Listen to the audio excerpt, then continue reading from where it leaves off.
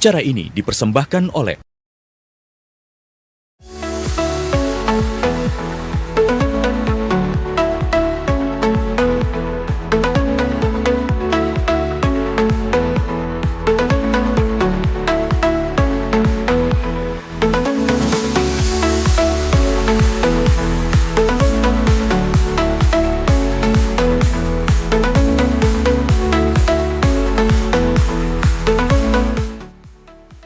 Selamat pagi pemirsa, program Inspirasi Pagi kembali hadir ke hadapan Anda bersama saya Paramita Bermawi. Dan pada kesempatan kali ini kita akan membicarakan terkait dengan isu yang kali ini tuh sedang beredar juga di kota Surabaya, kawan.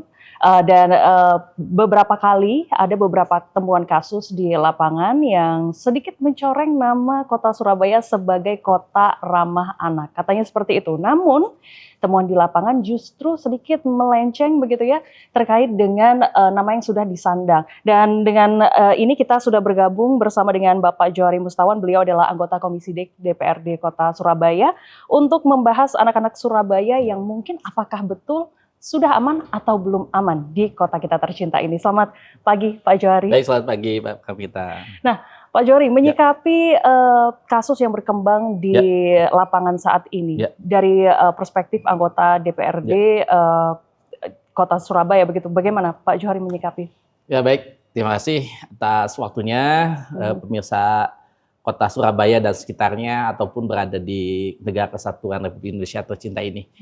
Jadi masalah anak ini adalah masalah yang bukan sekedar problematika 1-2 orang saja. Tapi ini problematika bersama, begitu. Karena anak adalah sebuah aset, sebuah sumber daya penerus generasi ini. Betul. Sehingga problem yang terjadi pada anak adalah problem kita bersama, seperti itu. Tentunya Surabaya sebagai kota layak anak, dan itu sudah berkali-kali Surabaya mendapatkan gelar itu, tentunya ini menjadi sebuah autokritik dan juga hal yang harus kita perbaiki bersama ya di dalam menjadikan kota Surabaya sebagai layak anak tidak hanya sekedar sebuah predikat penghargaan. Betul. Tapi harus dibuktikan dengan bagaimana 3 hal terutama ya, bagaimana melakukan pelindungan terhadap anak. Yang kedua, bagaimana penjagaan terhadap anak itu sendiri, dan yang ketiga adalah bagaimana menangani ketika ada anak terjadi kekerasan ataupun korban-korban yang terjadi pada anak-anak, baik itu terkait dengan korban TPPO, kemudian asusila, ya, kemudian juga hal-hal yang lain yang bisa membahayakan pada anak-anak, sehingga perlu dilakukan kolaborasi antara orang tua di rumah sebagai benteng utama ya dalam menjaga anak-anak. Bahkan jangan sampai justru kekerasan pada anak terjadi pada di rumahnya sendiri, seperti itu. Betul. Nah itu yang harus pertama harus diperhatikan. Yang kedua adalah sekolah sebagai tempat sarana yang aman, nyaman buat anak. Ya, makanya di Surabaya diwajibkan sekolah-sekolah itu harus sekolah ramah anak, seperti itu. Nah kemudian juga adalah bagaimana literasi digital yang baik buat anak-anak. Ya, di anak-anak diberikan sebuah wawasan literasi digital. Ya, alhamdulillah kalau sudah mulai diberlakukan, anak yang baru di atas 16 tahun yang bisa mengakses. Tapi saat ini masih banyak sekali anak-anak di bawah 16 tahun gitu kan. Bahkan banyak anak juga yang terjebak dalam judi online juga gitu. Ada juga gitu kan anak-anak sekolah gitu, bahkan sampai puluhan ribu. Jadi ada 80.000 anak tercatat dalam sebuah data dari PPATK ya, bahwa anak-anak juga terlibat di dalam judi online begitu, dan jumlahnya tidak sedikit, 80.000 begitu kan. Nah ini juga dari bagian juga harus dijaga bahwa anak tidak dijaga fisiknya saja, tapi juga mindset, mental. Dan apa yang terjadi dengan Surabaya Emas atau Indonesia Emas 2045 kalau anak-anak sendiri kita tidak menjaganya. Nah itu juga menjadi penting ya, literasi digital yang baik, kemudian juga masyarakat yang peduli, lingkungan masyarakat yang peduli terhadap anak-anak, sehingga anak-anak baik itu yang ada di kampung ya, masih di RW, di RT. Jadi tidak hanya tanggung jawab dari masing-masing keluarga, tapi semuanya bertanggung jawab terhadap anak saudaranya, anak tetangganya. Jadi masing-masing bekerja sama. Termasuk juga kasus yang kemarin, misalkan ada anak yang di bawah umur yang dipekerjakan dalam suatu tempat pekerjaan ya, katakanlah panti pijat gitu kan ya. Panti pijat sebenarnya istilah kerennya spa ya, tapi ternyata spa itu sebagian besar kemarin kita diskusi dengan DPM PTSP, ternyata izinnya masih panti pijat, tapi dia berpraktek sebagai spa. Nah ini juga memperkerjakan anak di bawah 18 tahun ya, sebagai syarat untuk bekerja. Ya, walaupun itu bukan warga kota Surabaya, tapi kita harus menjaga brand kota Surabaya seperti itu. Ya, jadi kita memberikan sebuah teguran agar ada perbaikan-perbaikan bagi pengusaha tersebut supaya menjaga betul aturan SOP, ya apapun alasannya, misalkan karena diberi oleh agent yang memasukkan identitas, misalkan gitu. Tapi tetap kita sampaikan bahwa harus ada mekanisme, harus ada sebuah SOP di mana yang bekerja dalam sebuah tempat kerja, apalagi tempat kerja masuk dalam konteks panti pijat ataupun RHU, itu harus betul-betul berusia tidak kurang dari 18 tahun. Baik. Nah, ini nanti kita akan bedah satu persatu. Namun ada satu hal yang mungkin cukup menarik perhatian saya terkait dengan sekolah ramah anak. Baik, itu kan harusnya memang ditaati oleh setiap sekolah yang berada di kota Surabaya begitu. Dan mungkin kalau kita melihat skala yang lebih besar di Indonesia pun juga sama seperti itu. Namun sayangnya kasus yang terakhir kemarin, Pak Johari, itu adalah kasus yang terjadinya juga di sekolah begitu. Terkait dengan tindakan asusila dari murid ke murid lainnya. Nah, ini bagaimana Bapak menyikapinya? Karena sekarang kan eranya itu tidak hanya sudah berubah di abad 21 ini menjadi era digital, era teknologi. Memang era digital itu memberikan banyak manfaat, tapi sekaligus juga menghadirkan banyak resiko yang harus kita pahami, sehingga bagaimana anak-anak itu harus betul-betul diajari sebuah literasi digital yang baik. Nah, oleh karena itu pengawasan terhadap penggunaan gadget buat anak-anak itu harus betul-betul diawasi oleh orang tua, oleh sekolah, begitu. Karena kadang-kadang pengaruh daripada gadget itu juga kadang-kadang bisa berdampak kepada kondisi real yang ada di masyarakat. Pengaruhnya di gadget, pengaruhnya di dunia teknologi digital, tetapi berdampak kepada kondisi perkembangan tumbuh kembang anak. Jadi tumbuh kembang anak tidak hanya fisik sekali lagi, tapi juga mental, itu juga sikap begitu, sehingga dia perlu merefleksikan dirinya gitu kan. Nah ini juga berbahaya kalau refleksikan itu bernilai negatif begitu. Nah sehingga oleh karena itu sekolah kolaborasi dengan orang tua, kolaborasi dengan masyarakat untuk memastikan anak-anak terpantau perkembangannya, sehingga tidak ada sebuah penyimpangan perilaku ya, baik itu di sekolah ataupun di kampung ataupun di rumah begitu, dan juga fenomena orang tua yang sibuk bekerja itu juga harus diatasi dengan Surabaya sudah mengadakan namanya tamasya. Taman asuh anak ya, taman asuh anak. Ini bagus sebenarnya. Bagaimana tamasya itu kita usulkan ada di kampung-kampung, ada di perkantoran, di komplek-komplek industri, di komplek-komplek rumah sakit untuk para tenaga kesehatan yang. Nah ini juga sangat penting. Kenapa? Karena dengan tamasya taman asuh anak itu juga bisa menjaga bagaimana perkembangan tumbuh kembang anak itu selalu terjaga dalam kondisi yang positif. Oleh karena itu segala sesuatu yang terjadi di sekolah ataupun di masyarakat adalah dampak daripada bagaimana tumbuh kembang anak berinteraksi dengan lingkungannya, baik itu lingkungan psikososial maupun lingkungan digital. Baik. Ya. Ini menarik sekali. Tadi saya sempat bilang kita akan membreakdown satu persatu karena kita sudah membreakdown untuk sektor yang sekolah. Nanti kita akan membreakdown untuk kategori yang lainnya. Pemirsa jangan kemana-mana. Kita akan kembali lagi masih di program Inspirasi Pagi.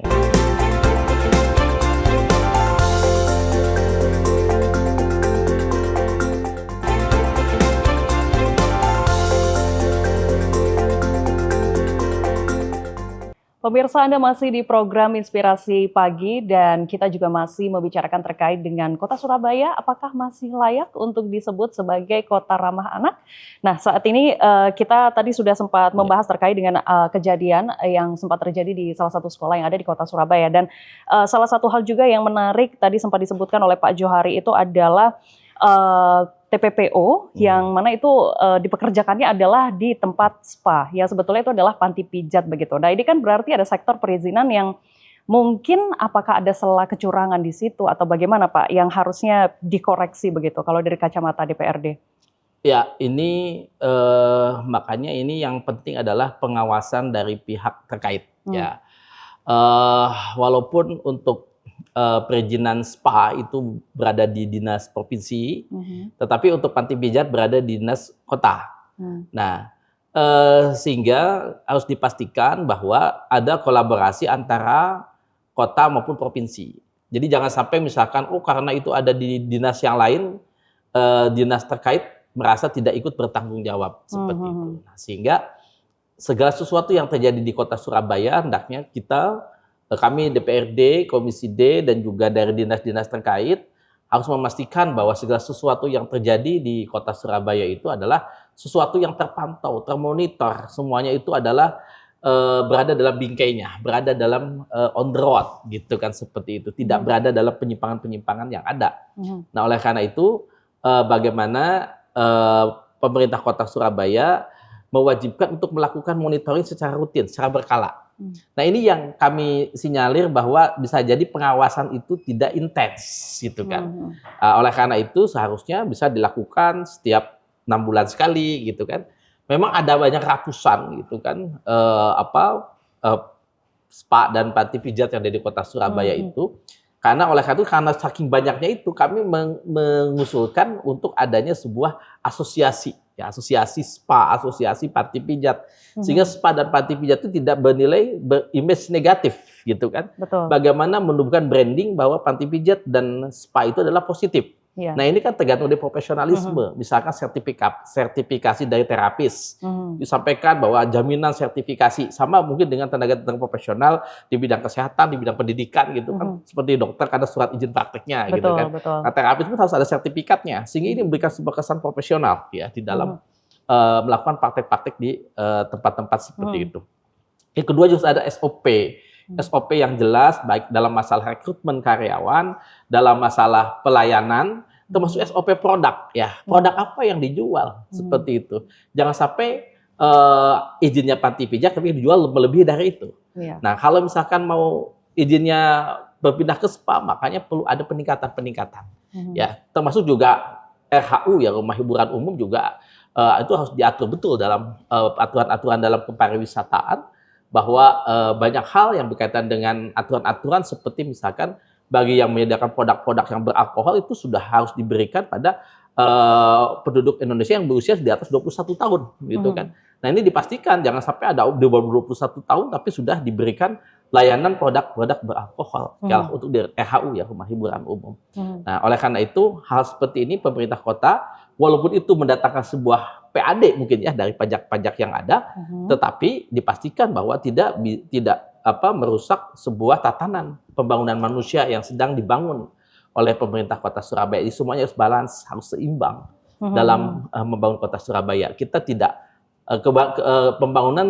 keberhasilan pembangunan tidak hanya sekedar diukur daripada bangunan-bangunan yang megah, tidak hanya diukur oleh sebuah infrastruktur yang sangat lengkap, tapi juga ditentukan oleh indeks pembangunan manusianya, terutama pada anak-anak generasi emas yang akan memimpin bangsa 10 atau 20 tahun ke depan. Baik. Nah, tapi kita masih mendapati temuan, Pak, yang seperti tadi sempat kita bahas juga begitu ya, terkait dengan temuan kasus yang ada di sekolah, lalu kemudian adanya temuan juga di tempat bukan hiburan ya, tapi bisa dikatakan adalah tempat pijat begitu ya. Nah, lalu bagaimana? Apakah ini tuh ada yang salah dengan sistem perlindungan kepada anaknya atau dari segi apa yang sebetulnya harus segera diperbaiki begitu, Pak?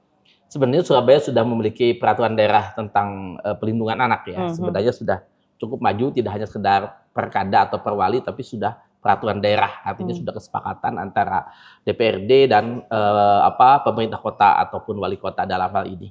Nah, ini sebuah langkah maju sebenarnya. Tetapi peraturan itu jangan sampai sekedar menjadi sebuah dokumen yang tidak terimplementasikan di lapangan. Oleh karena itu bagaimana sinergisitas antar departemen, sinergisitas antar stakeholders itu menjadi sebuah hal yang sangat krusial untuk dilaksanakan. Oleh karena itu masalah anak itu bukan masalah hanya sekedar masalah pemerintah kota, tapi juga masalah semua komponen masyarakat.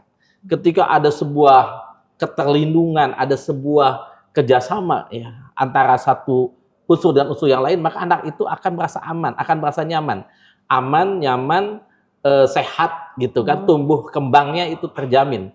Sehingga Kota Surabaya ketika bisa memberikan kenyamanan kepada anak-anak, maka pada saat itu pula lah predikat layak anak itu memang sudah layak untuk kita pertahankan. Oleh karena itu, bagaimana Surabaya sudah mencapai kota layak anak itu harus menjadi otokritik ketika ini masih terjadi. Ada yang mengatakan bahwa cuma 1-2 gitu kan, tapi walaupun 1-2 itu yang terdeteksi. Bisa jadi yang belum terdeteksi kita tidak tahu seperti itu. Betul. Kasus-kasus terjadi, misalkan bahkan pernah ada kejadian panti dalam tanda kutip abal-abal gitu kan, sampai pernah juga terjadi sebuah pelecehan seksual gitu kan. Jadi sebuah panti yang sangat mulia sebenarnya itu, tapi dijadikan sebuah tempat untuk pelecehan seksual. Bahkan korban-korbannya mengalami trauma yang sangat dahsyat, dan kita simpan di rumah aman ya, di shelter juga kita melakukan pendampingan psikologisnya.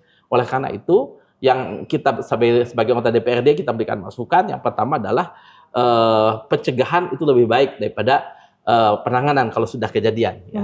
Yang kedua adalah pelindungan anak itu harus disertai dengan keberanian anak untuk melapor. Kadang-kadang anak tuh nggak berani melapor. Nah, bagaimana? Iya. Itu bagaimana, Betul. Pak? Nah, itu harus diberikan sebuah wawasan bahwa ketika terjadi sebuah kekerasan pada dirinya, anak-anak harus berani untuk melapor kepada orang tuanya. Tapi bagaimana kalau yang melakukan kekerasan misalkan orang tuanya, misalkan, itu harus berani melapor ke ada istilahnya itu aplikasi yang sudah disusun oleh Dinas Pemberdayaan Perempuan. Nah, ini juga kita tekankan dalam kegiatan-kegiatan DP3A ya. Kita sampaikan ke Dinas Pemberdayaan Perempuan dan Perlindungan Anak untuk disosialisasikan kepada petugas-petugas yang ada di masyarakat, satgas-satgas yang ada di masyarakat, KSH, agar anak-anak betul-betul diawasi. Karena anak-anak itu bukan hanya sedang milik orang tua mereka, tapi anak-anak adalah milik bangsa dan negara Republik Indonesia ini. Baik, mungkin menjadi sedikit concern untuk para orang tua begitu. Kadang-kadang mungkin kasus-kasus yang beredar di luaran sana ada yang tidak terdeteksi karena stigma bahwa belum viral. Nah, apakah memang harus menunggu viral dulu, Pak Johari? Ya, betul. Jadi kadang-kadang kita harus melakukan kritik pada diri kita sendiri ya, bahwa kadang-kadang melakukan sebuah perbaikan itu menunggu kejadian terlebih dahulu dan menjadi viral. Itu yang kadang-kadang bisa dikatakan sebenarnya sudah terlambat. Karena apa? Karena kita sebagai pengelola pemerintahan, baik itu di DPRD maupun di pemerintah kota, harus berpikir bagaimana antisipatif. Bagaimana kondisi-kondisi yang menyebabkan itu bisa terjadi kekerasan pada anak itu harus kita jaga. Jangan sampai terjadi contoh misalkan keharmonisan dalam keluarga. Ketika RT Kader Surabaya Hebat mendeteksi dalam sebuah keluarga itu ketahanan keluarganya lemah, maka itu sudah menjadi sebuah sumber tersendiri yang memungkinkan terjadinya kekerasan kepada anak seperti itu. Bahkan juga jangan sampai terjadi misalkan ada seorang tua yang menjual dalam anak-anaknya gitu kan untuk baik itu masalah kerja paksa gitu kan, kemudian pekerja seksual dan sebagainya. Nah, ini jangan sampai terjadi, sehingga biasanya itu tidak terjadi pada ketahanan keluarga yang kuat. Oleh karena itu dari kami Komisi D mengusulkan Surabaya memiliki perda tentang ketahanan keluarga. Karena saat ini kita belum punya perda ketahanan keluarga, tapi undang-undangnya sudah ada. Bahkan di provinsi sudah ada. Nah, Surabaya selain perlindungan anak, juga harus ada perda tentang ketahanan keluarga. Ini sangat penting dalam membentengi anak-anak tumbuh dan berkembang di kota Surabaya ini. Kemudian yang kedua juga bagaimana mekanisme dalam pelaporan. Anak-anak dilindungi, baik itu psikologisnya, rasa amannya.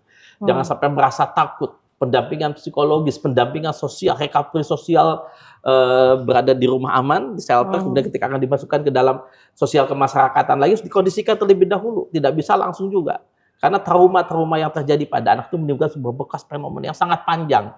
Nah, ini yang harus juga diperkuat di kota Surabaya ini. Ya. Kemudian yang ketiga adalah bagaimana tadi kolaborasi antar sektor tadi, bahwa tanggung jawab dalam masalah pelindungan pada anak adalah tanggung jawab bersama. Tidak hanya 1-2 komponen saja, tapi seluruh komponen lapisan masyarakat memiliki tanggung jawab terhadap pelindungan pada anak-anak kota Surabaya. Baik, sedikit mungkin Pak Johari, Ya. saya itu juga sempat menyikapi begitu ya terkait dengan beberapa kasus, temuan kasus yang ada di kota Surabaya juga Ya. begitu ya. Ya. Tapi nanti kita akan bahas, jadi jangan kemana-mana pemirsa, tetap bersama kami di program Inspirasi Pagi.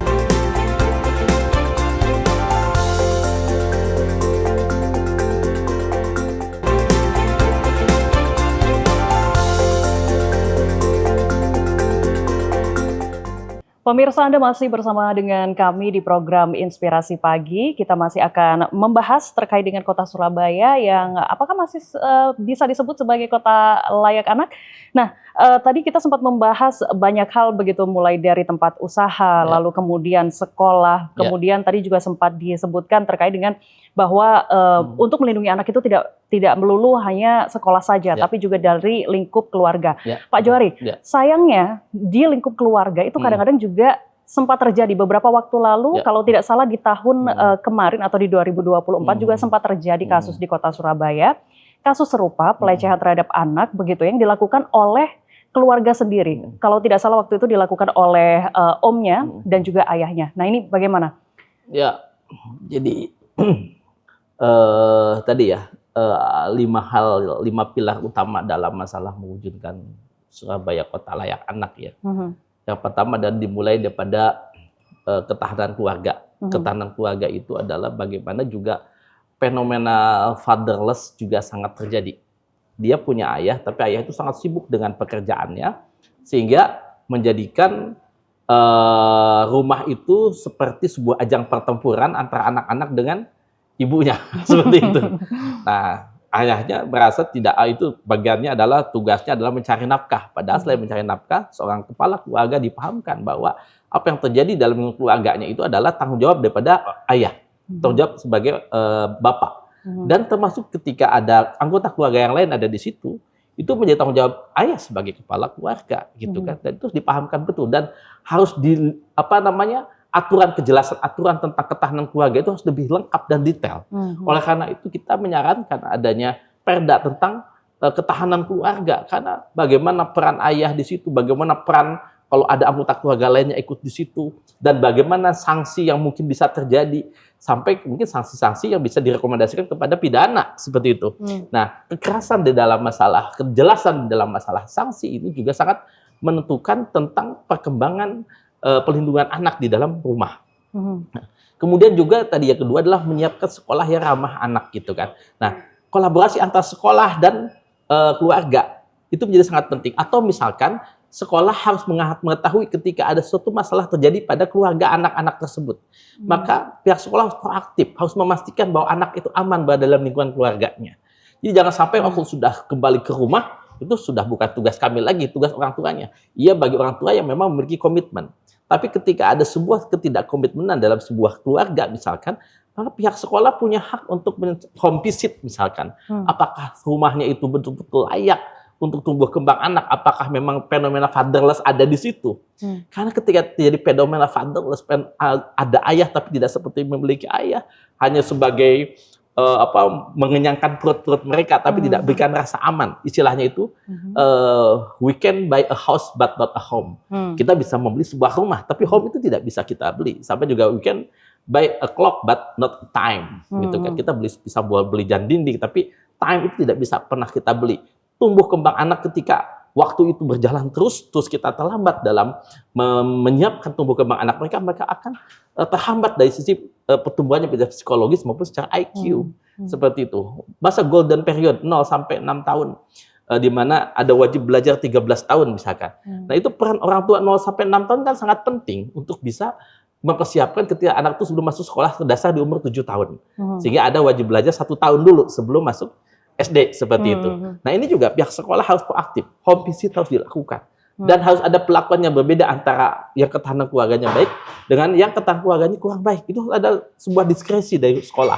Yang ketiga adalah membentuk masyarakat yang peduli lingkungan. Kampung-kampung yang peduli tentang pelindungan anak. Bisa dibayangkan kalau kampung itu ramah anak, itu anak-anak merasa nyaman, aman, bermain di lapangan. Kayak zaman dulu kan kita lebih banyak bermain di lapangan, kadang di sungai. Begitu. Kalau sekarang kan lebih banyak di gadget-gadget gitu kan anak-anak itu. Dulu kita main galasin, main banyak-banyak main bola begitu. ada sebuah lingkungan yang sama-sama saling melindungi. Anak tetangga kita sama kita jaga seperti anak kita sendiri. Karena mereka tumbuh dalam sebuah lingkungan. Lingkungan akan banyak mempengaruhi kepada anak-anak. Istilahnya itu, banyak sumber-sumber yang terjadi pada anak kita seperti angin yang menerpa kepada mereka. Tapi ayah atau ibu yang mengendalikan kemudinya, anak itu akan diarahkan kemana. Walaupun angin itu banyak, begitu kencang menerpa anak-anak kita, tapi kalau ayahnya memiliki ketegasan dalam mengarahkan anak itu akan bagaimana, maka dia akan memiliki sebuah visi yang jelas. Anak itu akan menjadi apa di 3 atau 4 atau mungkin 10 tahun yang akan datang. Nah, kemudian juga tadi literasi digital. Karena sekarang digital itu sudah lebih dekat daripada orang tuanya. Orang tuanya sibuk kemana-mana, anak-anak sangat sibuk dengan digitalnya. Kadang-kadang dibuat tidur gitu kan, seperti itu. Oleh karena itu kami sangat mendorong bagaimana pembatasan gadget pada anak-anak. Ini harus segera betul-betul disosialisasikan, walaupun direalisasikan. Setelah umur 16 tahun baru bisa diberikan kesempatan untuk. Yang kelima adalah ada mekanisme pelaporan kalau itu terjadi kekerasan pada anak-anak. Anak-anak diberikan keberanian untuk melapor, dan ada para petugas yang selalu memantau perlindungan anak. Walaupun adalah anak orang tua mereka secara biologis, tapi secara substansi mereka adalah anak-anak bangsa ini. Harus kita jaga bersama. Baik, Pak Johari, mungkin sedikit saja pesan kepada masyarakat terkait dengan perlindungan anak dan juga bagaimana kita tetap menjaga nama Kota Surabaya sebagai kota layak anak ini tetap bisa kita pegang. Pak Johari, silakan. Ya, sebuah generasi pasti berganti, sehingga pengkaderan pada anak-anak adalah sebuah keniscayaan. Keberhasilan dalam sebuah kota tidak hanya ditentukan oleh pembangunan gedung-gedung yang megah ataupun infrastruktur yang mewah, tetapi juga ditentukan bagaimana kita bisa menjamin anak-anak kita tumbuh kembang menjadi generasi penerus bangsa yang terbaik untuk negeri ini. Oleh karena itu, masalah ini adalah masalah menjadi konsep bersama dalam membangun Surabaya sebagai kota layak anak, menjadikan tempat-tempat masyarakat maupun tempat-tempat yang sekolah menjadikan ramah anak dan menjadikan anak-anak itu nyaman berada dimanapun di seluruh titik di penjuru kota Surabaya ini. Saya kira itu yang terpenting. Baik, terima kasih Pak Johari atas waktunya. Semoga ini menjadi salah satu pesan juga untuk warga kota Surabaya yang mungkin entah memiliki anak ataupun tidak memiliki anak tetap bisa saling melindungi. Begitu ya Pak Johari ya. Baik, terima kasih dan seperti biasa pemirsa kita sampai di sini, kita akan bertemu lagi di episode selanjutnya. Saya Paramita Burmawi pamit, sampai jumpa.